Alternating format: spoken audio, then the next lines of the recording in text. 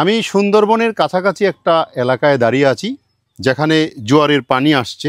আমি যে উদ্ভিদের পাশে দাঁড়ানো, এটাকে বলা হয় গোলপাতা গাছ। প্রশ্ন আসতে পারে, এর নাম কেন গোলপাতা হলো? পাতা তো লম্বা, এটা আবার গোলপাতা কিভাবে হলো? খুব আশ্চর্য লাগে না? আসলে নিপা ফ্রুটিক্যান্সের নামকরণ করা হয়েছে এর গোল ফলের জন্য। আমি এই ফলটা আপনাকে দেখাবো।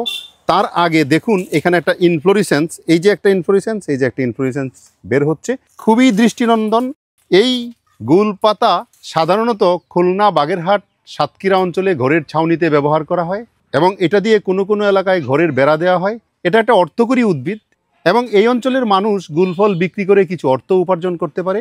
অনেক শৌখিন মানুষ যারা আছেন গুলফলটা কিনে নিয়ে যান। আপনাদেরকে এখন একটু আমি গুলফলটা দেখাচ্ছি।